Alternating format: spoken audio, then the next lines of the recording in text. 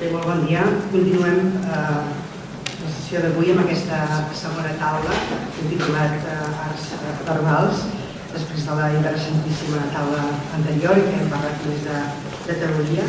Ara intentarem parlar dels tres projectes que ens interessen molt. Tot el dia d'ahir vam estar insistint en la importància del llenguatge, que és allò que ens humanitza.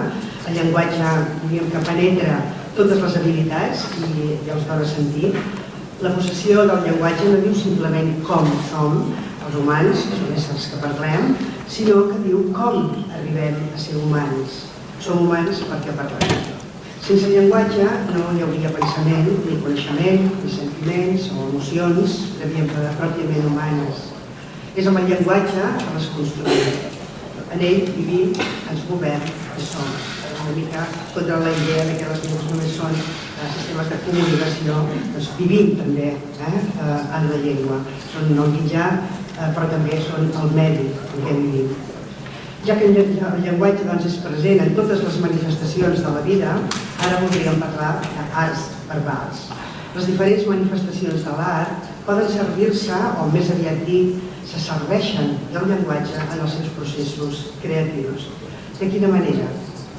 Volem centrar-nos en aquesta taula en la creació artística com a element que se serveix del llenguatge des de múltiples enfocaments i també del procés invers, si s'escau, de l'art com a vehiculador i facilitador en casos de preservació, protecció o revitalització lingüística de llengües amenaçades o en perill de ser substituïdes des de qualsevol disciplina creativa com el teatre, la música, hem tingut a la taula anterior exemples brillants, dansa, etc. Podem representar, jugar, inventar, investigar i fins i tot subvertir quan es tracta d'aprofundir en el coneixement del nostre llenguatge. Ens interessa comprendre per què sorgeixen determinades pràctiques artístiques verbals. Escatir-ne les seves complexitats multimodals continua sent un desafiament per a la comprensió del llenguatge humà.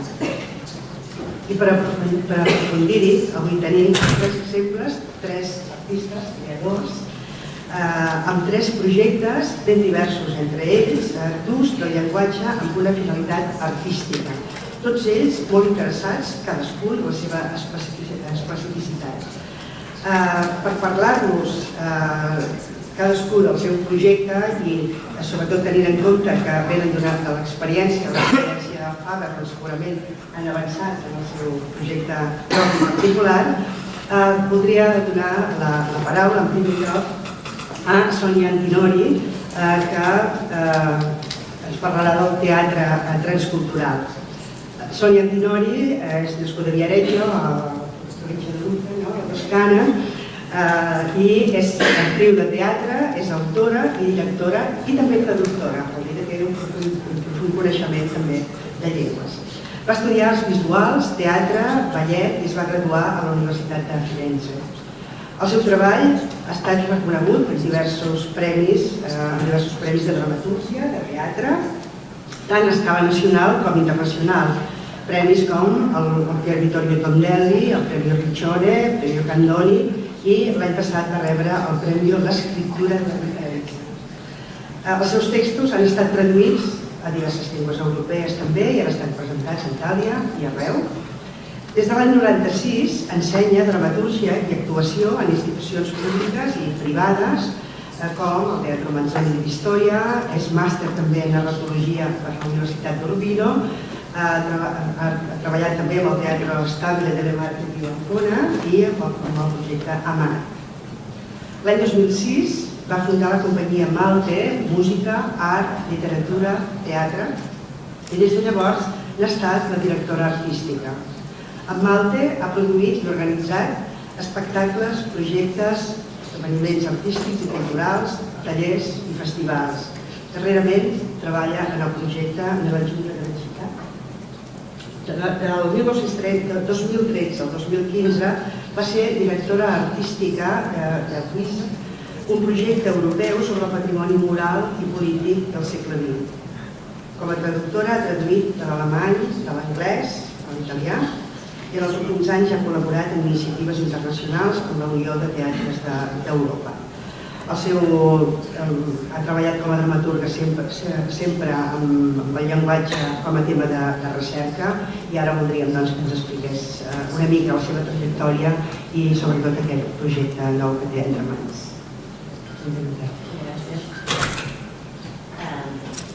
I tried to read my introduction because my English is not so free, so I thought this passage is the best way to reach everybody here, I think. So sorry about that. I try to be as so theatrical as I can with this reading and having you as a nice addition. So, as a playwright, I have always intended language as a research topic. This approach comes both from my own experience abroad and from my work as translator, especially of Austrian author Werner Schwab, a great creator of linguistic worlds. Concerning my personal trajectory, I first started thinking about the possibility of multilingual performances in 1997, while I was devising a show for the Youth Theatre Festival in Mostar, Mrava, Bosnia.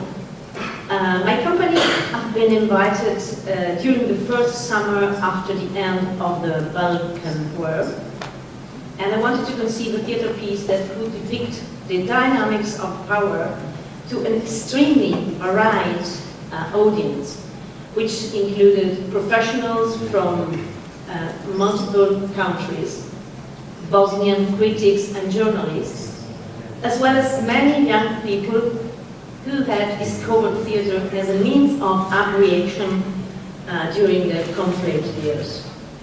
In short, it was a matter of approaching an international audience and dealing with the aspects of demotic theatre, which is both text-based and easily followable by a variety of people of many ages, cultures, languages. This was a form that evidently had to include physical theatre, music and songs, to ensure that actions, sounds, voices, gestures, and the use of the space all played a key role within a complex linguistic texture. How to build a plot, though? How could I balance the need for communication with aesthetics and poetics, avoid trivializing the work, and still maintain its participatory character? Later I had some more experience in international theatre, and I was involved in European productions and projects and teaching in workshops abroad. Like, for instance, let's say in Israel. We have a Rapa Nui friend here with us. And even though I loved experimenting with the use of a common language, I noticed how powerful and expressive the artists and students' native languages worked on stage. It was not only a matter of facing the audience, but also giving everyone the same chances to express themselves. I began wondering about the possibility of an international theatre company, which could play with the sounds and shapes of multilingualism to offer, on one hand, the nature of the text, on the other, some hints of the cultural background of the performers. My interest in the artistic and creative possibility of multilingualism in performing arts becomes all the clearer when theatre becomes an instrument for intercultural dialogue, or even a transcultural occasion, a process of reciprocal contamination. Due to migration and different forms of cultural exchange, migrant people and artists are all over Europe and are contributing to the European identity and the cultural and social sphere. The need to come together and imagine a shared life and the future together is more urgent than ever. And the role of performative arts in shaping new social imageries, new forms of citizenship, and new spaces of coexistence is particularly important. In the social, political, economical context of our times, where borders are more visible, more exclusive, and constantly shifting, where migration and the encounter with the other and discussions on decolonization, inclusivity, equal opportunities, and the politics of representation are urgent subjects, theatre can promote forms of empowerment, new capabilities, new hybrid identities. Yeah, this was the direction undertaken by my latest project, Nella giungla delle città, l'irruzione del reale. In the jungle of the cities, the real break-in. And now I will beg our friend and colleague Jenny to show you the trailer. I will carry on telling something about the general project. And it was a work revolving around 3 different workshops, animated by 80 plus participants from migratory backgrounds. Migrants, asylum seekers, or refugees, which resulted in 3 performances staged in as many locations of high historical and monumental importance of the Marche region. So the idea was come away from the outskirts of the cities or for some hidden places and go to the very center, to the monumental heritage of Italy. So we have 3 different spaces. A castle in Senigallia, La Rocca Roveresca, a symbol of closure and defense, an open space, Piazza Federico II in Jesi, birthplace of Frederick II, imperior of the multi-ethnic Holy Sacred Imperial, defined by Nietzsche as the first ever European, and the court of Molevan Italiana, the lazzaretto of the ancient port of Ancona, symbolizing a door and accessway. So 3 different ways to conceive the relationship with newcomers. The process started from the study of the themes and relationship in Bertolt Brecht play in the jungle of the cities. Looking through the lenses of a tale from our literary tradition, we investigated the theme of conflict from an anthropological point of view, as well as topics like immigration, isolation, criminality, all of them enriched by the participants' direct experiences. The multilingual approach allowed the participants to express themselves in their own languages, be they indigenous, colonial, immigrant, or bridge languages, allowing their own voices to enter the plot and convey their cognitive and emotional baggage. The aim was to create a dialectic platform which the theatre, where the 3 groups could share, and subsequently to open it to an audience as vast and varied as possible. At the moment, my company and the project's wide net of partners wish to proceed with this research on post-colonial transculturalism, and we are considering the possibility of follow-ups which could contribute to establish a methodological paradigm for hybrid images and syncretic forms of theatricality. This kind of work is presently quite widespread in Italy. At the ETC Teatro in Bologna has just hosted the 2nd National Conference of Theatre Makers dedicated to multicultural actions, which gathered a group of more than 35 professional institutions. So here you are seeing the first play, which was a site-specific work in this castle in Senigallia. And now this is the Piazza Federico II version. The three groups, the three workshops had the same starting point. This Bertolt Brecht play, and all the methodology was a shared one, and the staff was the same, going through the three different workshops.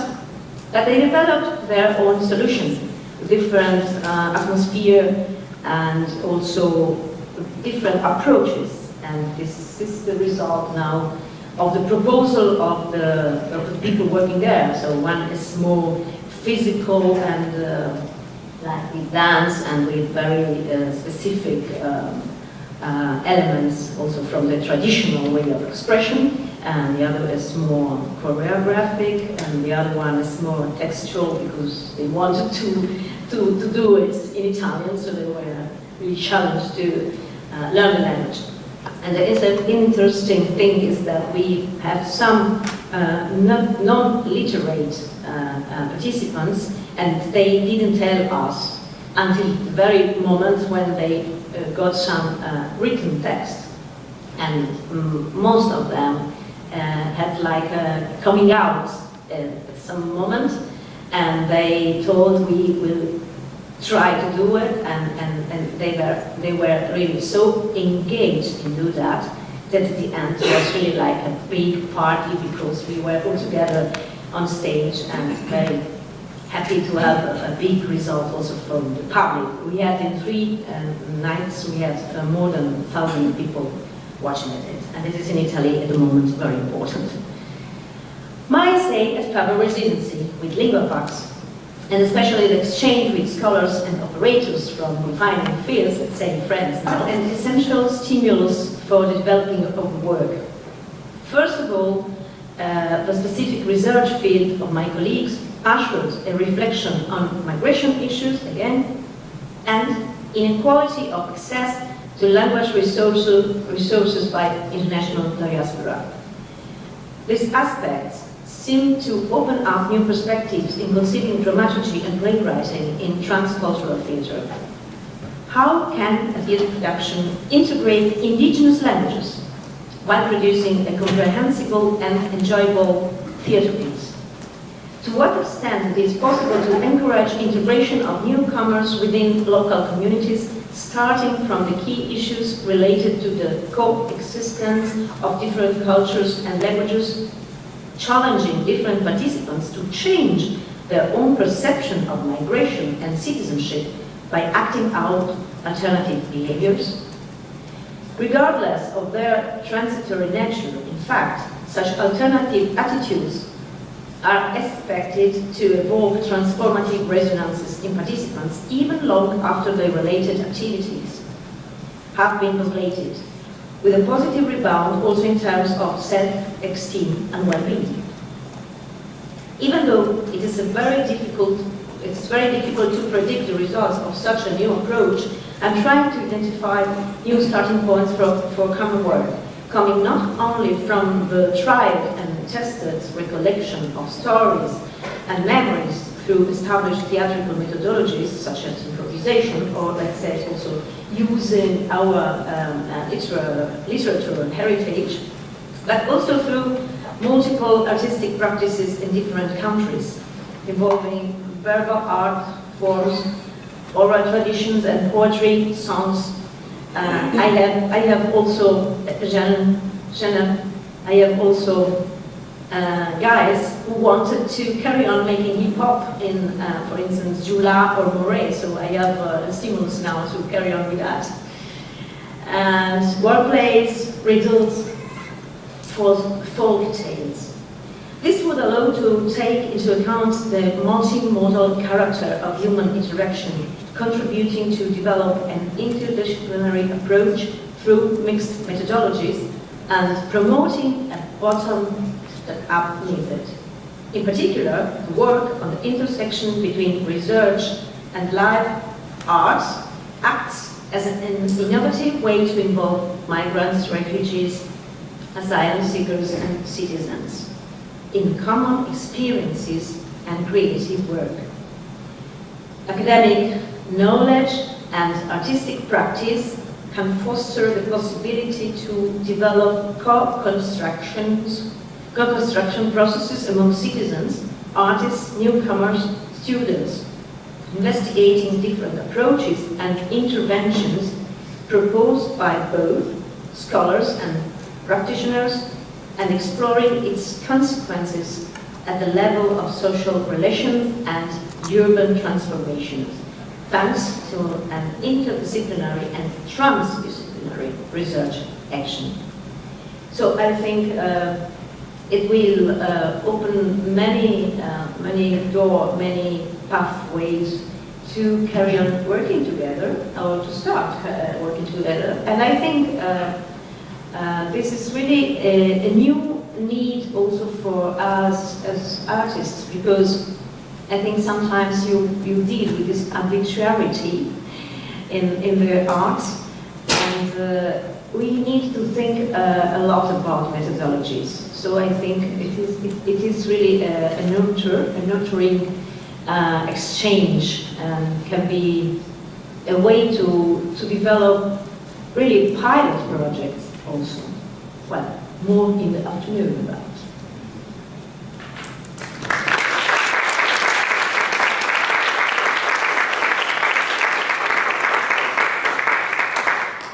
Moltes gràcies, Sonia, per aquesta experiència integradora i de respecte de la diferència, perquè em sembla que això és no només per la gent de fora que es pot integrar d'aquesta manera, sinó també per visualitzar els que rebem, les comunitats de rebuda, aquesta diferència com una riquesa, com una oportunitat, perquè ho és, i tot això doncs, a través del teatre. Continuem doncs, la nostra taula. Continuem aquesta taula. Us presento Jan van Steenbergen, no sé si ho dic prou bé, que és un gran creador, és un lingüista, traductor i intèrpret polonès-holandès, nascut a Hoorn. Va estudiar estudis d'Europa Oriental, eslavística, a la Universitat d'Amsterdam.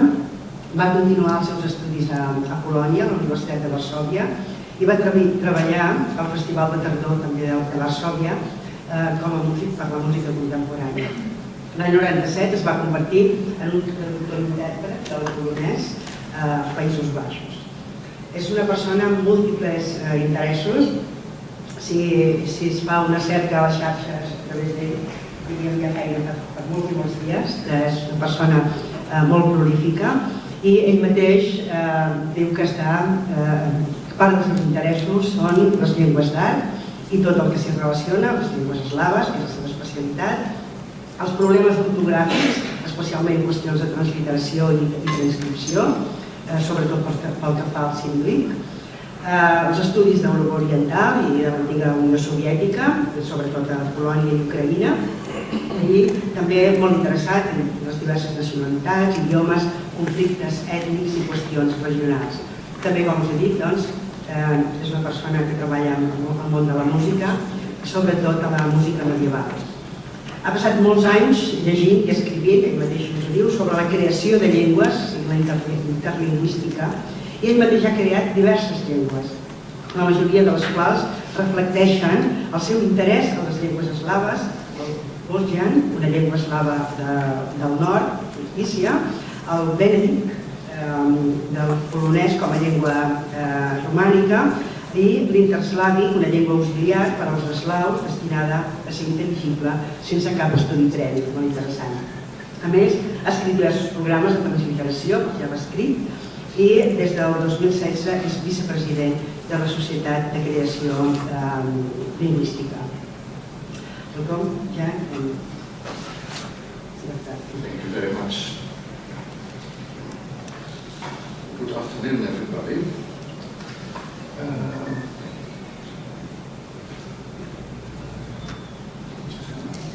One moment.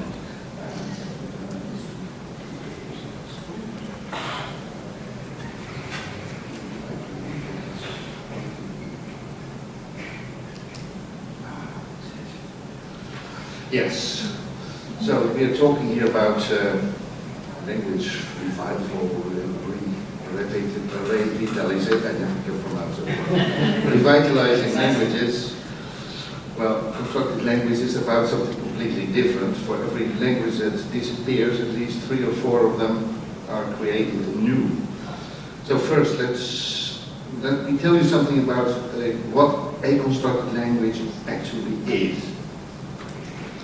Now, it can be defined as a language that is not the result of any natural developments, but it was built by people, usually by one person, sometimes by a group. And what's also important, it was done in a relatively short period of time, so it's rather not 3 centuries or something. And one last thing, constructed languages are always built with a purpose. Now, there is not really a binary distinction between constructed languages and natural languages, as one might suspect, because every language has constructed or artificial elements in the form of neologisms, for example. And there is really a scale from very natural to very constructed. And there's quite a few languages that are really somewhere in the middle of the scale. So what I'm saying is that the distinction between constructed and natural is kind of arbitrary, and well, the distinction is, the line of the distinction is really thin sometimes. One example, for example, are standardizations of natural languages or revived languages like modern Hebrew. Modern form, revived form is languages which are partly at least constructed. So, but yeah, the thing is that constructed language also always has a purpose. Now, those purposes can be very, very different, and that really depends on the genre of the language. Now, the best known kind of constructed language is the international auxiliary language. Now, you all know probably Esperanto, which is definitely by far the most successful language of that kind, but there are hundreds of them, actually maybe even thousands. And some of them are kind of successful, most of them are not successful at all. Another example are languages that were created for a particular group.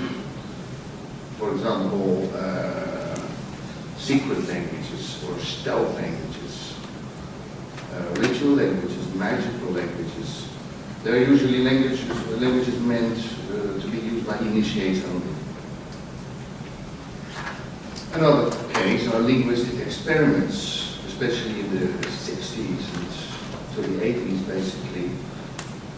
Several languages were created in order to test some hypotheses. Logical languages. Now, another case are historical reconstructions. For example, reconstructed Proto-Indo-European. Now, usually nobody would consider that a constructed language. And if the language existed at all, it was of course not a constructed language.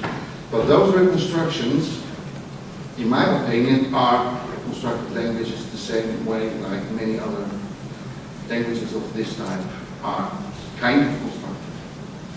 And the same goes also for those reforming, standardizing, reviving projects for existing languages. Now then we also have the category of languages used in fiction, in movies, in books, in games, or just for some alternative universe we have created.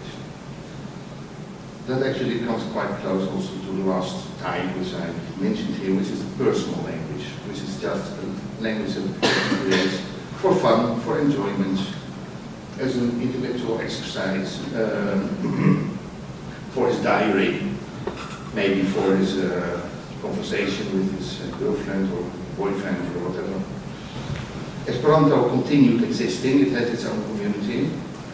Other languages were still being created, but they didn't attract any attention. And the whole thing of creating a language just for fun, out of enjoyment, or for aesthetical reasons, was something that nobody would rather talk about. People were sick of it about it. They were ashamed of it even.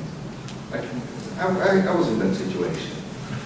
It was just, you talk with your closest family or friends, because you thought they would probably think you were very, very weird. And, well, if your child is writing poetry or making drawings, you'll probably say, wow, that's great, go on. But if you see your child making a language, you might actually think he has some kind of mental disorder and send him to a psychiatrist. Now, this whole thing started to change a bit with the coming of the internet. And yes, because of the internet, people started slowly discovering that they were not the only ones doing this thing, because they had been thinking all the time. People first met on Usenet, and then in 1991, a crucial moment came when the Conlang list, mailing list, was created, which became a meeting place for people who had been doing this for their whole lives. And that was really like a warmbath, because people finally felt accepted. They could exchange their thoughts, show their projects, talk about, take projects of other people as examples. And that was really nice, but one thing that was not so very nice is that the proponents of auxiliary languages and the artistic people couldn't get along very well. The former used to think that creating a language just for fun is completely pointless, while the artists rather feeling that those auxiliary languages are just so incredibly boring, and they're completely irregular, and they are simple, and they are a bit of French, and a bit of English, and a bit of Spanish, and it just don't make so good. So, and one other thing is that those auxiliary people also started fighting a lot among each other about which language is the best, about why Esperanto rules and all the others suck, or about why some other language is great and Esperanto sucks, that I have the language to end all other languages, and so on. Now, that didn't work very well, and finally it came to a rift in 1979 when a special mailing list for the Oxford was created. And maybe more or less in the same period, the Steenbergen board became another community. And there was also a famous website called Llengües, which featured articles about constructed languages and also information about a lot of other languages. Now by 2005 or so, the situation was still like that every conlanger, or language creator, basically had a very good idea about who the others were and what the projects were about. But new people kept coming, and also a lot of young people who had never been in that situation of isolation as the older generation had been. They were inspired actually by the conlangers who were already there and started making their own projects, sometimes even taking the older ones as really as an example. And thus the number of people started increasing immensely. And this also led to a huge proliferation of communities. So, yeah, that's what happened. So special groups started being established for the discussion in other languages. For example, Spanish, Llengües. There was a Polish group, there was a Russian group, a French group. Also special communities were established for special types of constructed languages. For example, Celtic, Romance, or Romance, or Amerindian, or logical languages. And after 2010, the whole thing became even worse with social media, and by now we really have more groups and communities than anyone is able to keep track of. One other thing I'd like to mention is that in 2007, the Language Creation Society was established, not by me, I became a member much later, but that became also some kind of meeting point. And unlike the other things, it is not an internet thing, though it does of course exist on the internet, but it has a library for members. It has a jobs board where people who need constructed language can, well, advertise their job. In general, it tries to represent constructed language, to promote it as an art, to give legal advice, sometimes to members or to non-members. And one other important thing is that the Language Creation Society also organizes conferences. Next June, the next conference will be in Cambridge. So, now about recent developments. Those fights within the international auxiliary language community pretty much cooled down. Now everybody knows that Esperanto is the absolute number one, and that's not going to change. The Esperanto community is 100 times bigger than all remaining communities together. And well, proponents of other languages know that, they accept it now, and people just communicate with each other, each using their own preferred language, and that goes actually quite well. It's also a bit about preserving such a language as a heritage. Now, that doesn't mean that new languages are not being created. One thing is that those hybrid languages like Esperanto are completely out of fashion. Now, if people create new languages, they tend to be less Eurocentric, so-called world lands. The two examples I mentioned here, Sambasa and Lingua de Planeta, are examples of that. The former is based on Proto-European, Proto-Indo-European, with also some additions from Chinese, Arabic, Swahili, I think.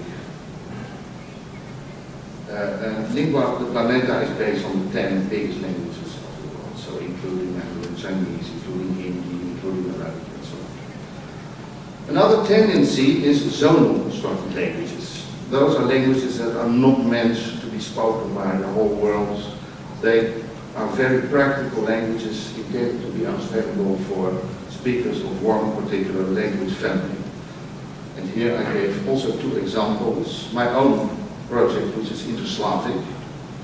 I could tell you a lot about it, but I'm not going to do that today, unless you ask for it. The other one is Lingua Franca Nova, which is based on the Romance languages and uses Creole-like grammar, which is very simple but also very naturalistic. It was created in 1965, published on the internet in 1998, and now quite recently this year it even got its own Wikipedia, which is quite active. Well, tendencies. Now, one of those tendencies is that really the idea that the language must be hyper-simplified has been completely abandoned. People are not interested in simplicity. People are interested in a nice look and feel. So, in a more naturalistic language. Another thing is that projects tend to be no longer projects owned by one author. They tend to be collaborations of smaller or even larger groups of people. Inter-Slavic has started with a group of 4 people, and now it's a group of, well, let's say at least 20 people who take part in the formation of language. And another thing, also a bit from the Inter-Slavic experience, is that we have come to understand that rivalry, competition is not the solution. We should work together. And finally, current Inter-Slavic is the result of 3 different projects that merged. And that's quite a unique thing in the history of constructed languages. Now, auxiliary languages are nice, but they're not the most important thing at the moment. The most important thing at this moment are fictional languages. And you can say that really in the 21st century, those are the big ones. I mentioned 3 eras in the history of language invention. Now, the first 2 are really historical, so I won't tell you much about it. The third one is really what's going on now, artistic languages. And the difference between the other ones is that they were never meant to be spoken by anybody. They are for enjoyment. They have been existing always, and here you have a few examples. The first one from the 12th century, by Saint Hildegard von Bingen. Also Utopian, by Thomas More is an example. And now the really famous example is of course Tolkien's languages, but even Tolkien was appreciated not for his languages but for his books. People tend to think that he created languages as an illustration of his books, but the truth is that it was completely the other way around. He wrote the stories as an illustration of his languages, which were created already long before that. Now, the idea of professionally created languages came later. The first example was Pakuni by Victoria Fromkin for a series called Land of the Lost. Unfortunately, that language which was really elaborated, it was commissioned, but it wasn't promoted at all, so nobody knows it anymore. That's different with the Klingon language, which became a huge success. It developed a community of users, which still amounts to several hundreds of people. But after that, actually, it went quite fast, especially also in the 21st century. The first example was Lord of the Rings again, with dialogues in Quenya and Sindarin by Tolkien. The second one was Navi for the film Avatar. Then there was Dothraki by David Peterson, and actually that was via the Language Creation Society. David was not approached directly by HBO.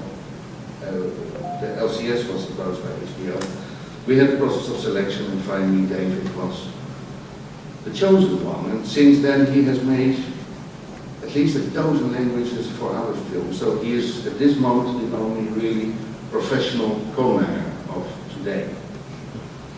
I gave another example, Kili Kili, which is a click language. And I mentioned that mostly because that's a non-American production, it's an Indian production. To be precise, a Telugu movie called Bahu Bahu. It's a very funny language, I have to say, made by the person who wrote also the dialogues. And the last one, which is a completely shameless self-plug on my part, into Slavic is also going to be used in a rather huge film production called The Painted Bird, which will come out next year. And what you can also see is that here we have an auxiliary language suddenly playing the role of an artistic language. Now, don't worry, this is my last slide. I don't know, am I on time? Good. Now, so we have really this professionalization of the whole constructed language thing, and what we really need to work on now is, it's a new word I learned this week, reification. So we have to really make constructed language also into a thing. Linguistics, traditionally have never taken it very seriously, but it's just the fact that there are communities. And especially in the internet era, communities don't have to be restricted to a village or even to a particular place anymore. Now we have global villages, and actually constructed languages are an example of those global villages. So, some languages, like Dothraki, like Navi, Klingon, Indo-Slavic, they now have communities of hundreds of users. And we cannot simply ignore them. Those languages exist, and they will keep existing. Of course, we don't know what will happen when Game of Thrones stops running. People might forget it in time, but still, those people who have learned the language will be there, and they will know it, even if they don't. What we need to develop is some real constructed language criticism, because that has always been a weak part of our community. We tended to appreciate each other's work, but because we were sensitive about it as well, we were never very strong in our criticism, even though sometimes it's really needed to improve something. Another thing is that we really need to work on terminology. Even the word conlang, which is now more or less accepted as a moniker for all kinds of constructed languages, there are still scholars who use it only for a particular type.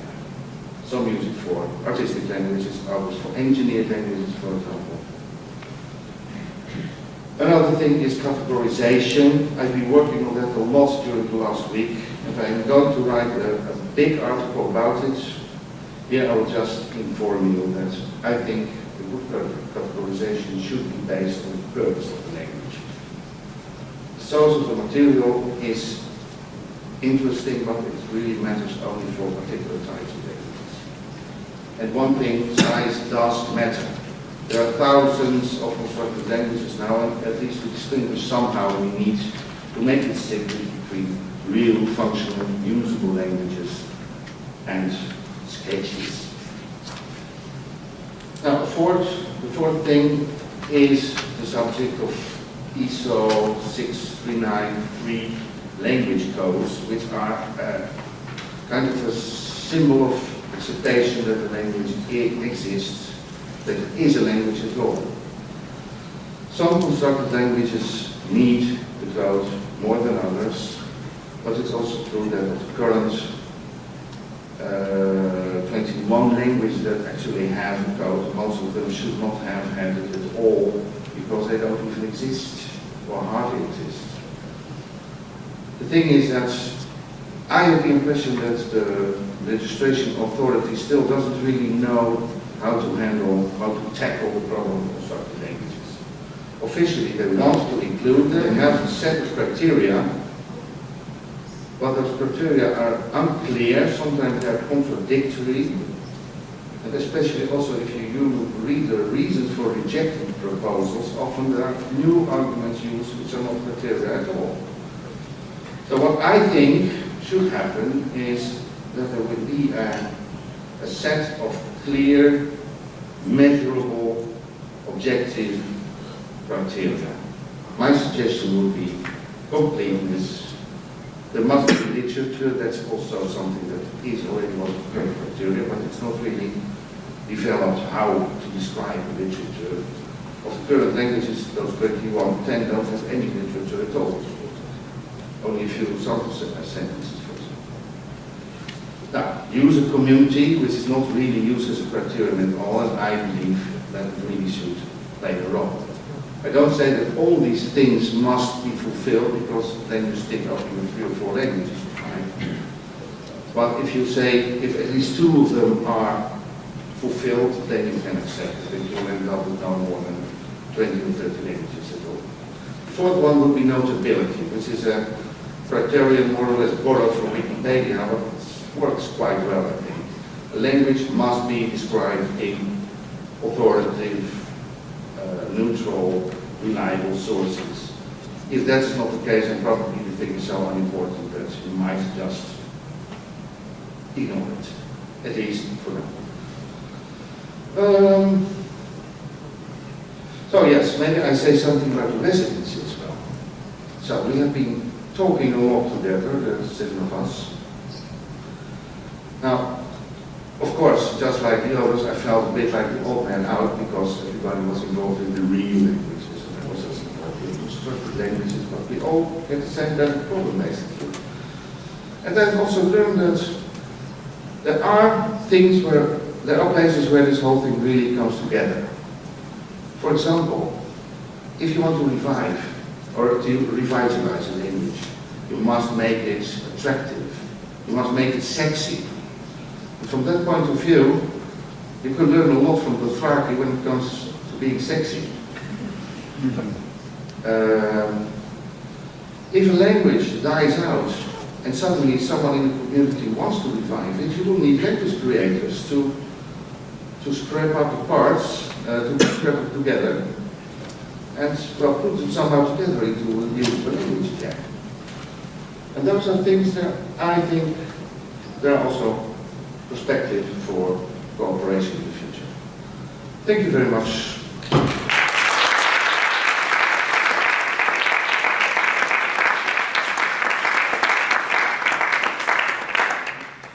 Moltes gràcies, Jan, per aquesta brillant exposició sobre les commons, aquestes Artistic Languages, per haver-nos explicat quines són les característiques, els interessos, els usos i l'utilitat que tenen. Crec que donarà molt de sí després per la discussió, tant la que puguem tenir després, que ens dedicarem just de temps, com a la tarda a les 4 que continuarem.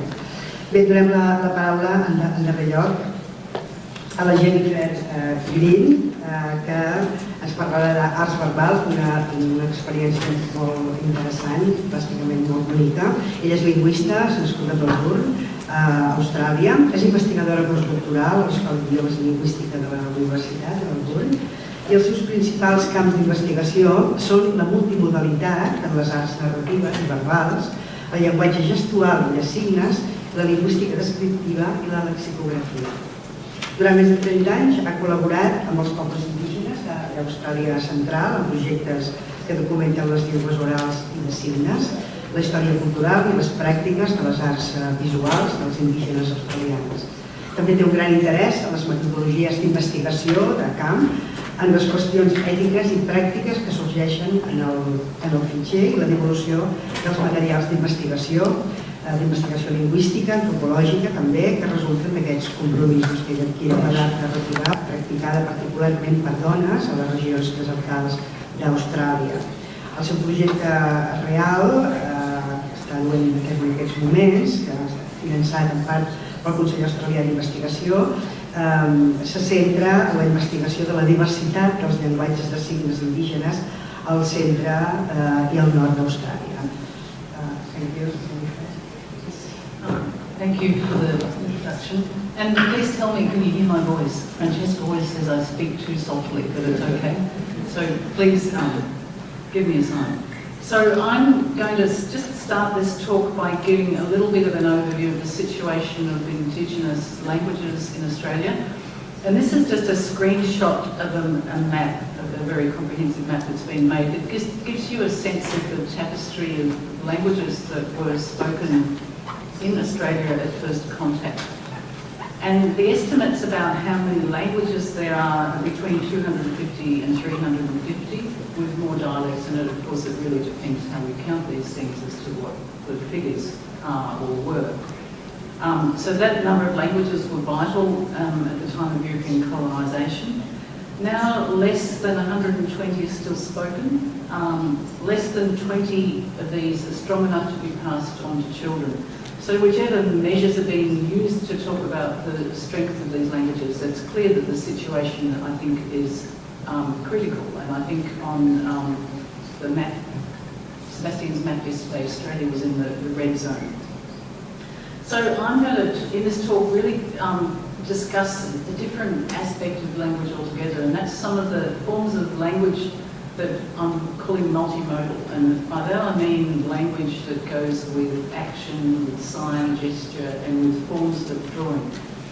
And in particular, I'm going to talk about a special practice from the deserts of Central Australia, and I'll show you some films. So, just quickly to give a bit of context,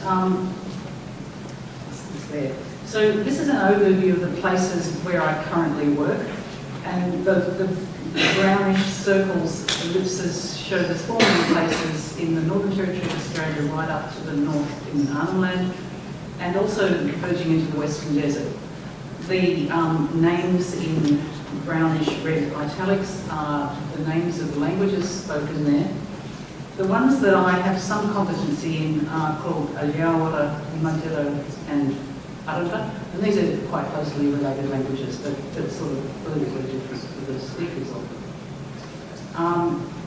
My work in these other places where I don't speak the language is really enabled by a collaborative approach. So working with Indigenous and non-Indigenous linguists, working with teachers in schools, working with elders, seniors who are very knowledgeable about all aspects of language. So working with language experts and working together, and that's been a very important key to some of the things that we've made as the result of this research. So I became involved in language documentation way back in about 1975. So there's a lot of stories that could be told, but no time here before lunch. the results of some of these stories, some of these the research and the work is seen in bilingual dictionaries, and you can see several of those on this slide. We also made a series of picture dictionaries for schools, so dictionaries that maybe have 600 head words, bilingual, monolingual example sentences and illustrations, and we developed those across maybe about a dozen languages. You'll also see this in the top right-hand corner of the slide. There's some children's books, which I'll talk about later. And below that, there's the screenshot from an app, which is about ecological knowledge about birds. And just hope you can see it, but I'm just bringing your attention to a particular iconographic symbol on the screenshot of that app. Yes, you can see it. So it's a U shape. Now I want you to pay attention to that shape, because we're going to talk about that in these narrative practices. I also want to say that after working as a lexicographer and doing many other language-related things, it became really interested in all of the other things that happen with language and speech and interaction. So language is not just about written texts. It's a very, we use the word multimodal to talk about the way that language is performed, and language is performed with gesture and maybe sign, and in this case drawing. Incidentally, the poster in the middle of this slide is a sign language poster from a language called Gurindji, and this is another example of the sorts of things we're making for communities. This one has QR codes that link to videos of the sign action. So I'm going to start the main part of the talk about sound stories by introducing a colleague called Lizzie Marquilla-Ellis.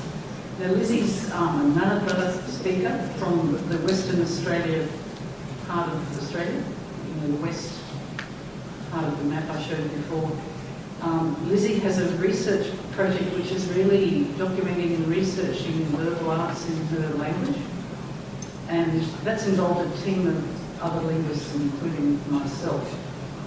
And I'm just going to play this film, hopefully the audio works and everything, which is Lizzie explaining, why are we doing this project? Why are we recording verbal arts?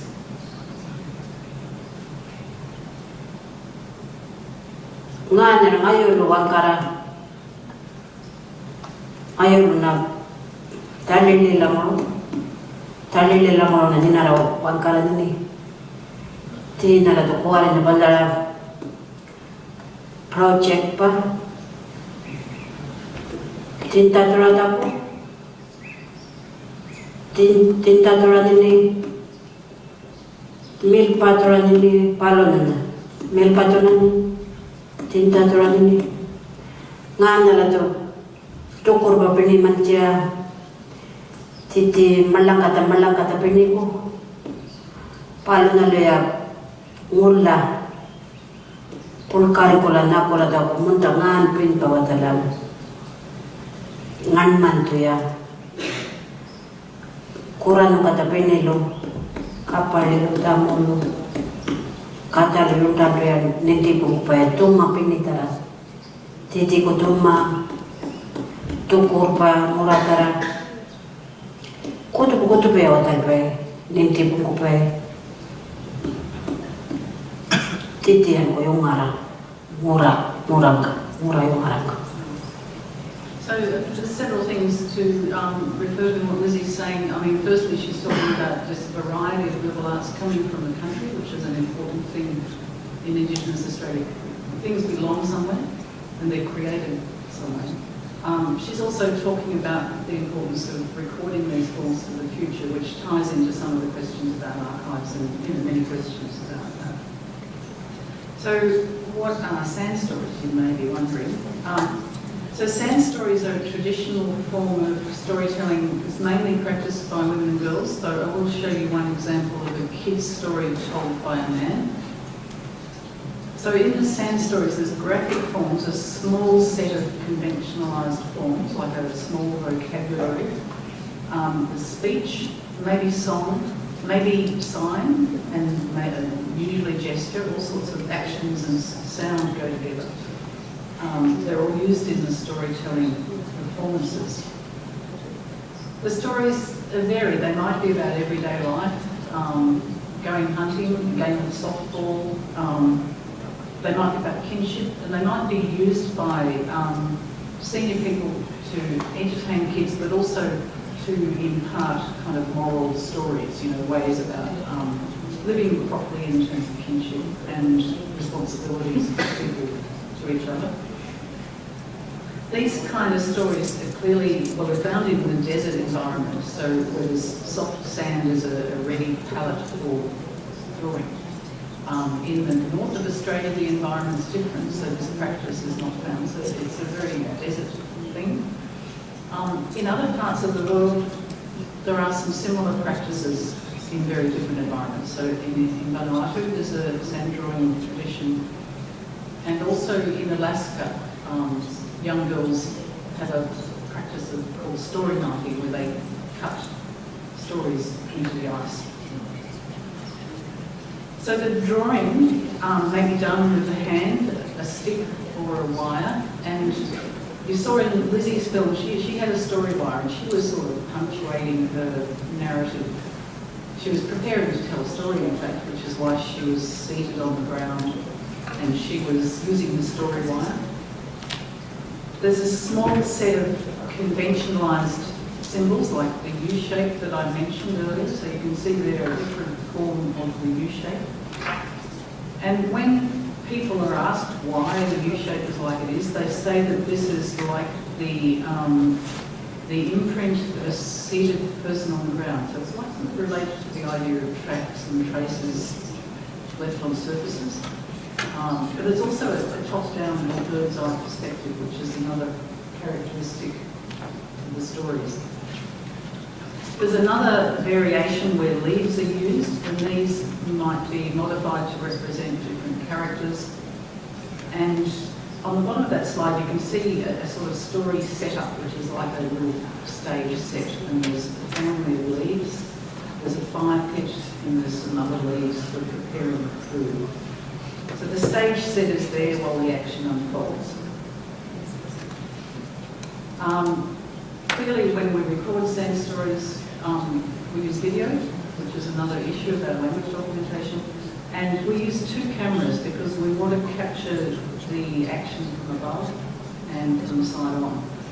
So I'll show you some films in a minute quickly, but you can see in those slides there's a front-on camera and another top-down camera. At the beginning of the story, the space on the sand is cleansed and smoothed out, and wiping the surface of the earth and wiping away the graphic inscriptions is also something that happens at the end of the story and between episodes, so it's like a sort of narrative marker. Also, it must be said that people sit in one place when they tell these stories, so the layers of graphic inscriptions build up on top of each other. So I'll just show you the clearing of the ground quickly.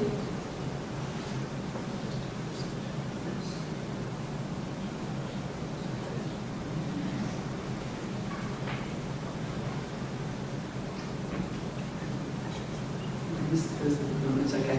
So these are teenage girls. They've cleaned the ground. They've put some water and some dry sand, and they're drawing with a wire. So now I'll play you a sort of slightly longer extract from a film, and it's about collecting an edible plant called a desert raisin. In English, it's called Kaicha in a Majara, which is the language of the narrator. And Eileen Campbell-Curl is going to tell the story. It's subtitled, but just look at the kind of the fluidity of the action in the story. Yeah, I think that running and running Mara, you know. I don't know, I'm not going to but only my name,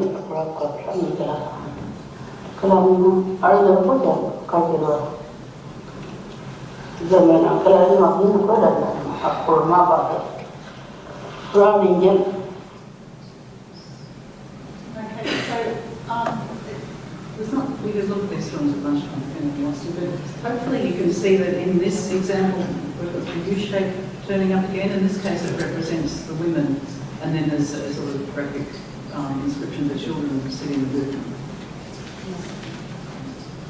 This is Tommy Thompson-Mara, who's a speaker of Kiddish. Kiddish is one of the Irandic languages. And I'll just show you a small part where we have leaves in the story, but also this sort of drawing. Now this story is a sort of monster and kind of revenge story. It involves two sisters, a sort of monster devil character, and the sisters, the monster surrounds the sisters and the sisters go and slay the monster.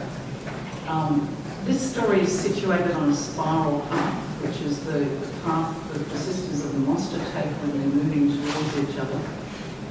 And in the rest of the version, and there are some of these versions of this particular story have song-like verses, and this is another thing about these stories. They also include, it's not ordinary text, it may be text set more to musical rhythms. So I'll play a little bit of this.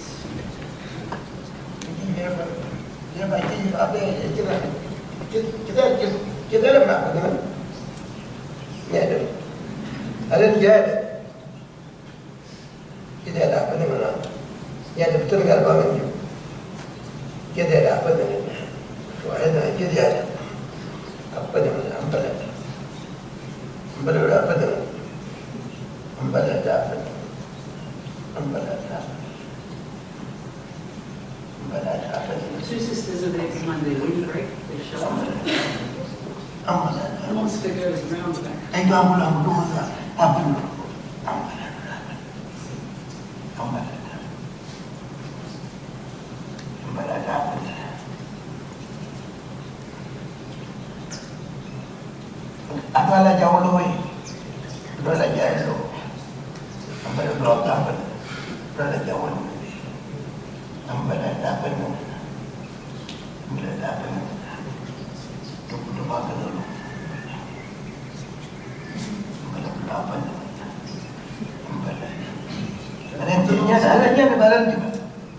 Okay, so now I'm going to show you what happened when we were working with some teenage girls and we had recorded stories told on the ground with the teenage girls, but then we thought we'd see what happened if they had iPads with a drawing app on it. So from the linguistic point of view, this is really interesting because you see what happens when you change the frame or the capacities of the medium. So, for example, do the girls use the same kind of symbolic? Do they use the U-shape? That's the question. Do they use the same sort of vocal special styles that their grandmothers do? All of these questions about continuity we were sort of focusing on. That was one of the questions that I've been working on in the Faber Residency. So this small iPad story is told by Joella Butler and Katrina Giles, and they're from Morricona in the Western Desert. And this project was a collaboration with Lizzie Ellis, who I introduced before.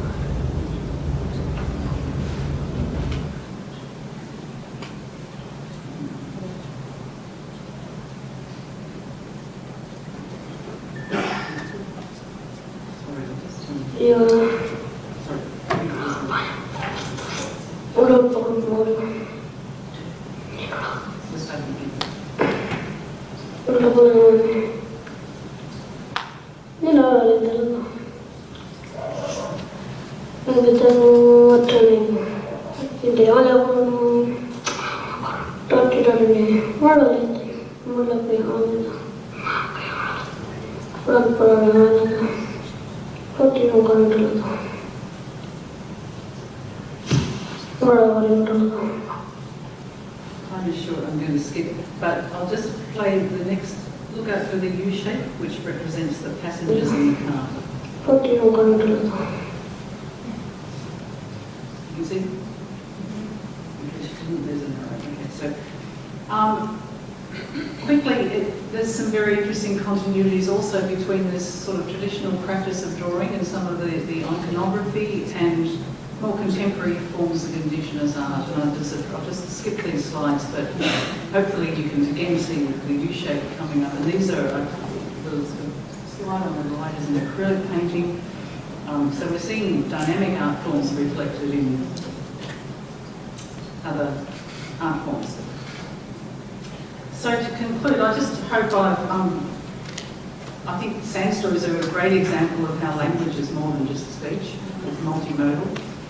And I think as a linguist, it's really important to move beyond, I don't know if it's actually a word that can be used, but a monomodal mindset. You know, we talk about monolingual mindset and people thinking that one language is enough. But I think it's also important to, when we think about language diversity, to think about what language is, what does it go with in normal interaction.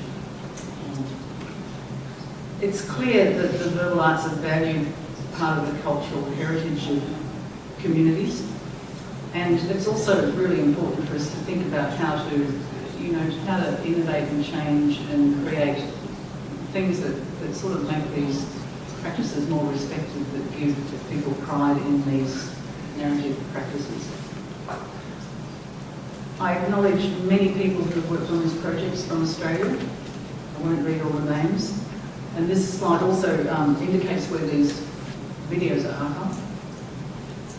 And a special thanks to Faber-Linguapax. It's been a wonderful experience, and I think all of our kind of collective conversations and the ideas will keep sort of bringing fruit. At the end of the story, the space is quite clear, and this last slide really shows you the erasure of the first symbol, and that's a bit like, you know, we're bringing our collaboration and our sort of face-to-face collaboration to a close, but we hope that there's a new episode where the meetings will build up again in the space. Thank you.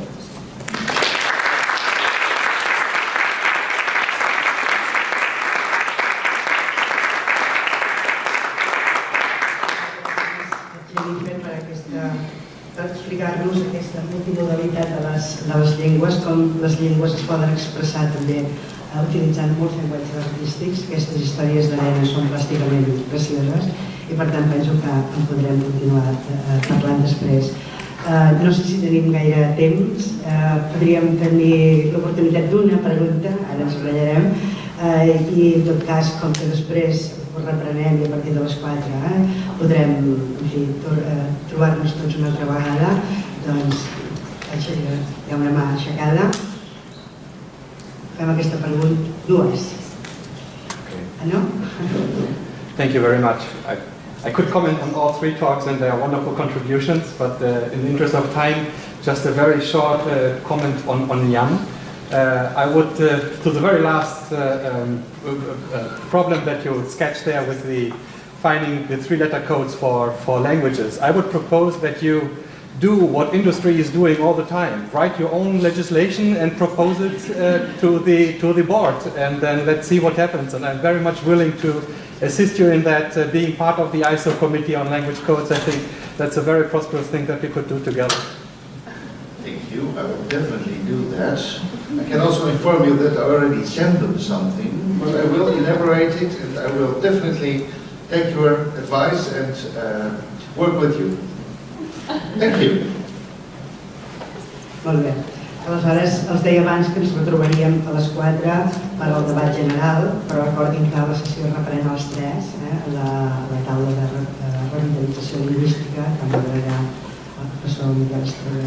Per tant, fins a les 3 tornem a convocar aquí. Gràcies per la vostra atenció.